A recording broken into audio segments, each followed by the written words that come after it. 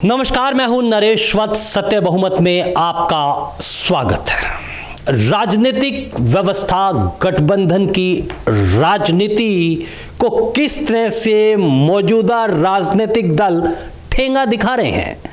दिल्ली के मुख्यमंत्री अरविंद केजरीवाल ने ईडी को ठेंगा दिखा दिया कि वो ईडी के समक्ष पेश नहीं होंगे और दिल्ली गैस चैम्बर बनी तो सुप्रीम कोर्ट ने कोड़ा फटकारा, लेकिन सरकारें हल्फनामा दे रहे हैं, बहानेबाजी कर रही हैं। क्या इस गली सड़ी राजनीतिक व्यवस्था को बदलने के लिए एक नई राजनीतिक व्यवस्था ने हुंकार भर दी है? इसी पर चर्चा करेंगे।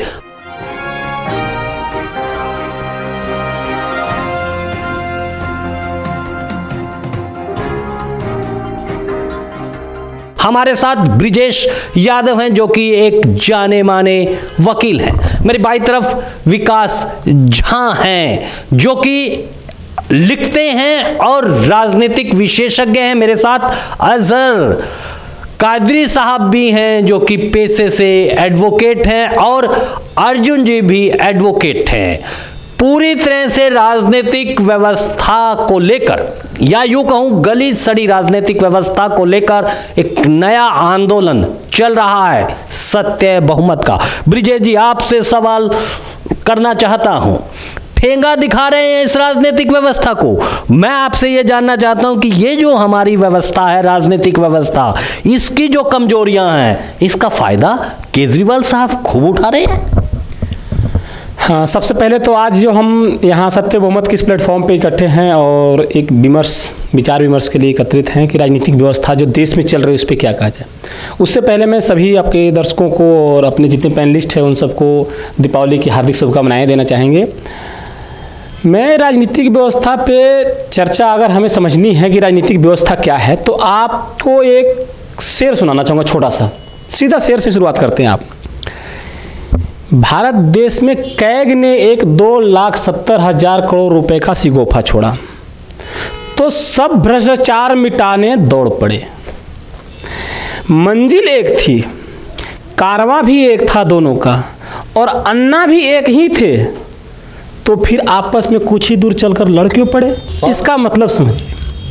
हमने कहा कि जो भ्रष्टाचार की लड़ाई 2012 के आसपास शुरू हुई, अन्ना हजारे ने लीड किया, और उस अन्ना हजारे को मोहरा बना के भाजपा और आम आदमी पार्टी, जो आज आम आदमी पार्टी है। सीधा सवाल ये पूछ रहा हूं, आपने अन्ना हजारे का जिक्र किया, अन्ना हजारे के चेले ने अब ठेंगा दिखाना शुरू कर दिया। एग्जैक्टली वही चीज मैं कह रहा हूं कि केजरीवाल अपने आप को कट्टर ईमानदार कहते हैं। भ्रष्टाचार मिटाने की लड़ाई चले थे और 2012 से 14 तक की लड़ाई में बिल्कुल भाजपा और केजरीवाल में कोई अंतर नहीं थी। लेकिन जैसे ही 14 में सत्ता परिवर्तन होती है केंद्र में, और दिल्ली में केजरीवाल फिर राजनीतिक क्षेत्र में आते हैं, तो जो केजरीवाल भ्रष्टाचार के खिलाफ लड़े थे, उन्होंने सबसे पहले जोड़ तोड़ की गठबंधन की राजनीति का सहारा लिया और कांग्रेस के 8 विधायकों के साथ वो सत्ता में आए। तो केजरीवाल ने कुछ दूर चलने के बाद ही अपने कदम को वापस करप्शन में डाल दिया, और करप्शन में डालने का नतीजा ये है कि भाजपा और केजरीवाल आज दोनों लड़ रहे हैं। और जिस ईडी की बात कर रहे हैं कि ईडी को ठेंगा दिखा दिया केजरीवाल ने, उस ईडी पे विचार विमर्श कीजिए कि ईडी किसके अंदर है। जिसके साथ केजरीवाल जी चले थे भाजपा के अंदर है। केजरीवाल आज भाजपा से लड़ाई क्यों हो गए? ये लड़ाई का आधार है कि भाजपा, केजरीवाल को आज भी डर है कि कहीं भाजपा हमारे विधायकों को ना तोड़ ले, कहीं भाजपा हमारी पार्टी ने तोड़ ले, और जोड़ तोड़ करके फिर सिस्टम जो है कहीं बदल ना जाए, मेरे हाथ से खिसक ना जाए। तो ये जो जोड़ तोड़ की राजनीति है, गठबंधन की राजनीति है, ये करप्शन का आधार है, यही दिल्ली में पॉल्यूशन का आधार है, और यही देश की आर्थिक विषमता और आर्थिक कमजोरी का भी आधार है। बिल्कुल सही कहा। ये जो राजनीतिक व्यवस्था है, इसका फायदा केजरीवाल साहब और दूसरे राजनीतिक दल खूब उठा रहे हैं। विकास जी, आपसे मैं ये जानना चाहता हूं, प्रदूषण हो रहा है। अरे ये तो प्रकृति का भला हो कि दिल्ली में बारिश हो गई, 2 दिन तक हम सांस ले पा रहे हैं, वरना तो सुप्रीम कोर्ट में जो हल्फनामा पंजाब सरकार दे रही है पराली को लेकर, अभी तक समाधान क्यों नहीं हो रहा? सवाल उठ रहा है, क्यों ना एमएसपी बंद कर दी जाए, क्यों ना एक कड़ा संदेश दिया जाए। क्या लगता है कि ये जो मौजूदा व्यवस्था है इसमें कड़ा संदेश दे पाएंगे? जी, सबसे पहले नरेश जी धन्यवाद और नमस्कार। यहाँ पे आए हुए लोगों को मेरा दीपावली की हार्दिक शुभकामनाएं। आपने जो सवाल पूछा है इसके लिए सीधे शब्दों में मैं यही बोलूँगा, जैसे ब्रिजेश जी ने बोला गठबंधन की भ्रष्ट राजनीति, इसके लिए भी गठबंधन की भ्रष्ट राजनीति ही इसके लिए जिम्मेदार है।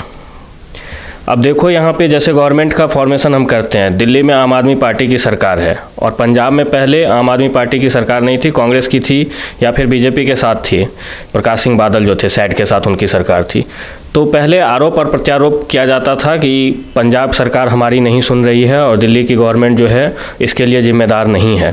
बट एट प्रेजेंट जो है अगर देखा जाए तो दोनों जगह आम आदमी पार्टी की सरकार है और फिर भी कोई समाधान नहीं निकला, तो ये एक विडंबना है।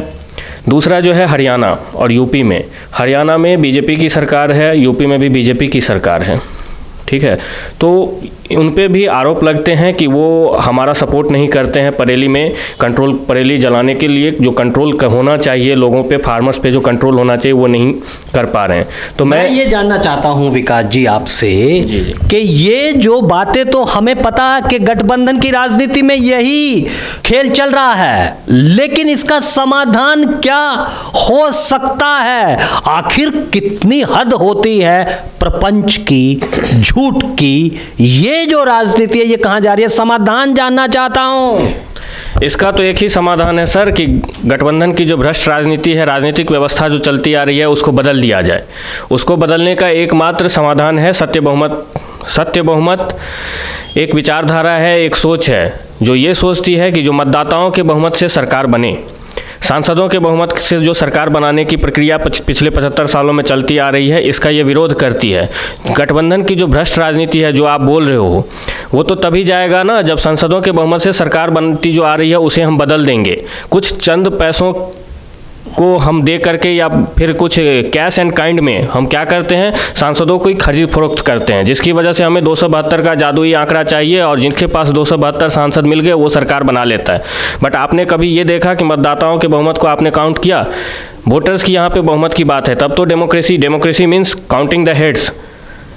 अभी क्या आपकी मतदाताओं की बहुमत से सरकार है? मैं आपसे सीधे सीधे सवाल करना चाहता हूं, क्या आप जानते हो कि अभी जो सरकार बनाने का तरीका है वो मतदाताओं के बहुमत से बन रहा है? बहुत महत्वपूर्ण सवाल उठाया है और हमारे संविधान में भी प्रस्तावना का वी आर द पीपल, यानी कि जनता ही राजा है। जो भी काम होगा जनता के हित में होगा, तो फिर अगर चुनाव करना है उसको अपने नेता का तो जनता ही करेगी और मतदाताओं के बहुमत से करेगी। अर्जुन जी, आपसे मैं जानना चाहता हूं कि कानूनी दांवपेच में ये जो उलझा के रखे हैं, ना दिल्ली के लोगों को, देश के लोगों को शुद्ध हवा मिल रही है, ना शुद्ध पानी मिल रहा है। विज्ञापन तो हम खूब देख रहे हैं, नल से जल, लेकिन सच्चाई कहीं ना कहीं इस राजनीतिक व्यवस्था से गौण होती जा रही है।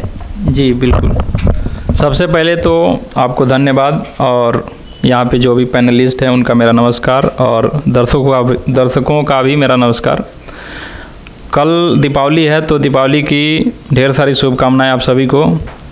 देखिए, ये सवाल जो है बहुत ही गंभीर है। आप जो कह रहे हैं कि कानूनी दांवपेच, पराली की बात हो चाहे ईडी सीबीआई की बात हो, ये सारी समस्याएं तो बहुत साल से चली आ रही है ना। तो ईडी सीबीआई जो है सेंट्रल गवर्नमेंट के अंडर काम करती है, चाहे सेंट्रल गवर्नमेंट में जो भी आए, बीजेपी की सरकार हो, कांग्रेस की सरकार हो या जो भी सरकार आए सेंट्रल गवर्नमेंट में, ईडी सीबीआई जो भी नेशनल इन्वेस्टिगेटिव एजेंसी, ये सारे तो सेंट्रल गवर्नमेंट के अंडर काम करती है ना। जब भी चुनाव आता है, राजनीतिक सरगर्मियां शुरू हो जाती है, ईडी सीबीआई एक्टिव हो जाती है, जितने भी अपोजिट लीडर्स होते हैं उन पे आरोप प्रत्यारोप होने लगता है, उन्हें अरेस्ट कर लिया जाता है। ये एक बहुत ही गंभीर चीज़ है। क्यों नहीं बाकी राजनीतिक दलों के या खुद जो सेंट्रल गवर्नमेंट में जो लोग जिन पे करप्शन के चार्जेज हैं, एनडीपीएस के जो भी चार्जेज हैं, उन लोगों को क्यों नहीं इस दायरे में घसीटा जा रहा है? जैसे ही कोई बीजेपी में जाता है या सेंट्रल गवर्नमेंट में जो भी पार्टी होती है, अपोजिट वाले जब उसमें जाते हैं तो एकदम क्लीन हो जाते हैं। अर्जुन जी, मेरा सवाल आपसे यही है कि ये सब चीजें हैं, लेकिन समाधान कैसे? जी मैं आ रहा हूँ, मैं समाधान पे आ रहा हूँ। पराली की बात हुई, पराली की भी वही सारी गवर्नमेंट जो है एक दूसरे पे आरोप प्रत्यारोप करती है कि आप इस वजह से नहीं कर पाए या हम इस वजह से नहीं कर पा रहे हैं। समाधान इसका एक ही है कि जो हमारी राजनीतिक व्यवस्था, मौजूदा राजनीतिक व्यवस्था है, इसको जब तक हम नहीं बदलेंगे तब तक कि कोई बदलाव होने वाला नहीं है। इसमें बदलाव करने की ज़रूरत है, राजनीतिक व्यवस्था में बदलाव करने की ज़रूरत है।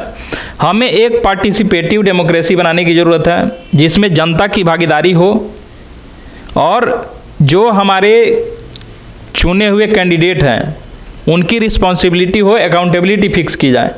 और ये तभी होगा जब सत्य बहुमत की सरकार बनेगी, वोटों के आधार पे सरकार बनेगी। जो आपने सत्य बहुमत की सरकार बनेगी, ये जानता हूं कि कैसे बनेगी। अरे ये जो सत्य बहुमत की बात है ब्रिजेश जी, आपने भी कहा, क्या जादू ही आपके पास, कौन सा जादू है कि आप सत्य बहुमत आएगा और ये सब चीजें, हवा शुद्ध हो जाएगी और पानी शुद्ध हो जाएगा और ये करप्शन नहीं होगा? क्या गारंटी है सत्य बहुमत की?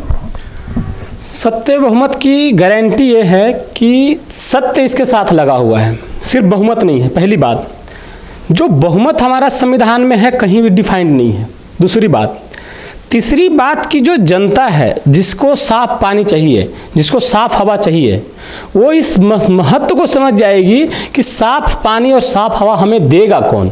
कम से कम वो तो बिल्कुल नहीं देगा। जो मैंने शुरू में एक आपको शेर ही पढ़ा कि 2,70,000 करोड़ रुपए का घोटाले का विनोद राय, तब के कैग थे विनोद राय, उन्होंने बोला कि 2,70,000 करोड़ रुपए का घोटाला हो गया कांग्रेस के शासन में। अब उनकी बातों पे पूरी मीडिया ने, जितनी भी मीडिया थी पूरे देश में है तौबा मचा दी। लेकिन क्या उसके बाद से कभी कोई मीडिया ने सवाल उठाया सरकार बदलने के बाद को 2,70,000 करोड़ रुपए कहाँ गए? क्योंकि वो पैसे तो सर जनता के थे।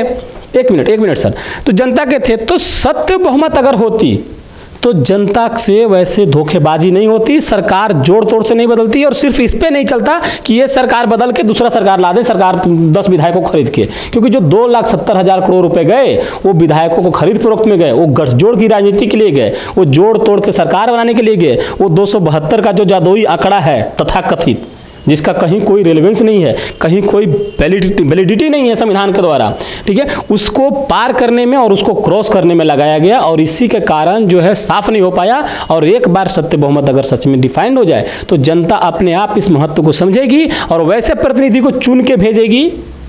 वैसे एक जगह से हम जीत गए तो वैसे जगह से चुन के जनता को वैसे लोगों को भेजेगी जो उनकी बातों को, जो उनके वास्तविक समस्याओं को और उसके वास्तविक समाधान को रखेंगे, वास्तविक समाधान को रखेंगे। यानी कि बहुमत का पहले फैसला कर लें, उसके बाद आगे होंगी, क्योंकि जो सारी समस्याओं की जड़ है वो बहुमत है।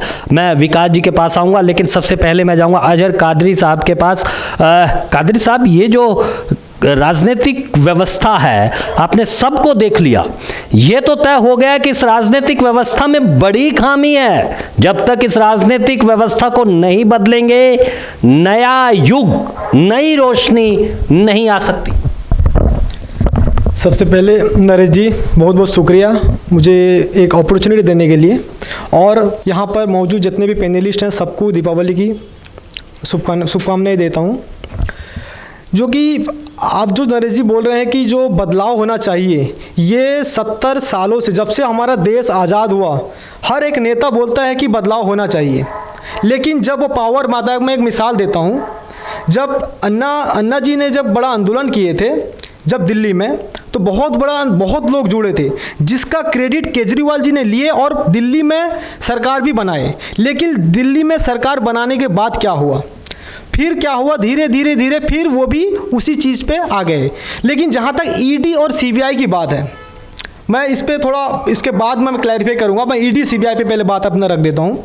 ईडी सीबीआई, सुप्रीम कोर्ट ने खुद बोला है कि ईडी सीबीआई जो पैरोट, तो parade of the central government, ये आज की बात नहीं है। 70 साल पहले, 70 साल से जो भी सरकार चला रहा है, वो जब भी मौजूदा सरकार में रहता है इसका इस्तेमाल करता है। मेरा ये व्यूज़ है, जिस तरह अपना जुडिशरी सिस्टम इंडिपेंडेंट है, उसी तरह ईडी सीबीआई को इंडिपेंडेंट कर देना चाहिए। यहाँ तक कि एक एसपी भी अपना काम सही से नहीं कर पा रहा है, और कोई एक आईएएस ऑफिसर जहाँ भी जो भी कैडर पे जाता है, चाहे उस स्टेट उसे सैलरी देती हो, लेकिन उसको पूरी तरह से सेंट्रल एजेंसी, सेंट्रल गवर्नमेंट उसे पूरा कंट्रोल करती रहती है। और एक चीज़ नरेश जी, मैं एक बात रखना चाहूँगा, ये जो ईडी सीबीआई है, आज केजरीवाल को पहली बात तो वो आरोपी हैं, वो कन्विक्टेड नहीं है, वो तो पता चलेगा इन्वेस्टिगेशन जब होगी, वो बाद में पता चलेगा। लेकिन ये लोग जो सरकार पे मौजूद है, उन पे क्यों नहीं छापा मारती? यहाँ तक कि देखिए जो अडानी है, उनका कोयला घोटाला हुआ, वहां तक उनकी हिम्मत नहीं जो कि कुछ पूछे उन्हें। ये सवाल तो ये हो गया कि उसकी सफेद क्यों है, मेरी काली क्यों है। पहले सबसे बड़ा सवाल है कि 70 साल से आपने देखा हर राजनीतिक दल ने कभी भी ईडी सीबीआई को, सवाल तो कांग्रेस के समय में भी लगते थे कि ये तोता है, और आज भी सवाल है। सवाल असल है कि राजनीतिक व्यवस्था का। विकास जी, राजनीतिक व्यवस्था को बदलने के बाद जो हमने सवाल ब्रिजेश से कहा कि क्या जादू का चिराग है सत्ता बहुमत के बाद कि फिर ईडी स्वतंत्र हो जाएगी, सीबीआई स्वतंत्र हो जाएगी? जी जी जी, बिल्कुल बिल्कुल। इस सवाल का मैं बहुत ही सीधे सरल शब्दों में जवाब देना चाहूँगा। देखिए, सत्य बहुमत इतने सालों से जो ये, जैसे आपने बोला, ईडी सीबीआई एक केज्ड पैरट है, ठीक है, और ये आरोप प्रत्यारोप चलता आ रहा है, कौन क्या कर रहा है, जब जिसकी सरकार रही है वो करता है। मैं बस इतना बोलूँगा कि ये आगे भी रहेगी, अगर जिस व्यवस्था से हम सरकार बनाते आए हैं अगर वो कंटिन्यू रह गई तो। सोचना ये है कि इसे बदला कैसे जाए, बदलने का तरीका क्या है। क्योंकि देखो, अब मैं सीधे 2 मिनट का टाइम लूँगा आप लोगों का जो भी यहाँ हैं।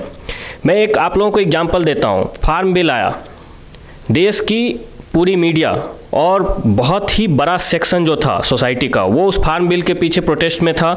14 महीने तक ठंड में, गर्मियों में प्रोटेस्ट करता रहा। आखिरी में उस फार्म बिल को विड्रॉ कर लिया गया। ये बताओ, ये जो लोग इतने प्रोटेस्ट किए, ठंड में, गर्मी में, सर्दियों में, अपने घर से बाहर रहे, यहाँ पे बॉर्डर पे, दिल्ली बॉर्डर पे, इनका जो 14 महीने का समय गया, इसको कौन कंपेंसेट करेगा? तो ये गवर्नमेंट की साजिश है, जो पावर में रहते हैं हमेशा से साजिश रही है कि पूरी सोसाइटी को गुमराह करती है। छोटे छोटे मुद्दों पे कभी सीए आ जाएगा, कभी फार्म बिल आ जाएगा, अभी ईडी सीआईआई है। देश की जितने भी बुद्धिजीवी वर्ग हैं, मीडिया वाले, लॉयर्स हैं, सब उसके पीछे जो है अपना दिमाग लगा देते हैं। बट जो रूट जो है, जड़ जहाँ से जुड़ी हुई है, जो प्रॉब्लम जड़ से जुड़ी हुई है, उसके बारे में कोई नहीं सोच रहा है। मैंने जब बहुत सोचा, तर्क किया, वितर्क किया, मनन किया, चिंतन किया, तो आखिरी में मैंने देखा कि ये सब प्रॉब्लम है ही नहीं। ईडी सीबीआई की कोई प्रॉब्लम नहीं है। प्रॉब्लम यहाँ पे ये है कि जो वर्तमान में भ्रष्ट राजनीतिक व्यवस्था है, ये सब चीज़ों के लिए जिम्मेदार है, और ज़रूरत है भ्रष्ट राजनीतिक व्यवस्था को बदला जाए। कैसे बदलोगे आप? तो इसका एक तरीका है, जो मतदाताओं के बहुमत से सरकार बने, तभी हमारा लोकतंत्र जो है वो मजबूत होगा। और सिर्फ ईडी सीबीआई ही नहीं, जजेज जो हैं या फिर एग्जीक्यूटिव है, लेजिस्लेचर है, सब अकाउंटेबल होगा और अपने लिए और अपने देश के लिए रेस्पॉन्सिबल भी होगा। क्योंकि यहाँ पे जनता ही सब कुछ है, जनता के ही बहुमत से सरकार बनेगी। और सांसदों के बहुमत से जो सरकार बनती आ रही है, मैं उसका खुल के विरोध करता हूँ, कड़ी आलोचना करता हूँ, कड़ी निंदा करता हूँ। ये बहुत ही बड़ी विडम्बना है कि इस पर लोग सोचते नहीं हैं, और इस पर सोचने की ज़रूरत है। चांदनी चौक लोकसभा कॉन्स्टिट्यूंसी से हमारे पार्टी के जो प्रेसिडेंट हैं, माननीय श्री सत्यदेव चौधरी जी, वो इस बार इलेक्शन लड़ने का निर्णय लिया है उन्होंने 2024 के लोकसभा इलेक्शन में। मैं उनको अपनी तरफ से पूरी समर्थन देता हूं। मैं चाहता हूं कि पहले आप लोग उनकी बातों को सुने, समझें, उस पर विचार करें और फिर अपना डिसीजन लें। और डिसीजन लें, देश के लिए भी लें, क्योंकि वो इस एज में है जहाँ पे वो करप्शन नहीं करेंगे, मैं पर्सनली जानता हूँ। और वो जो है सत्य बहुमत के पास यही चिड़िया है।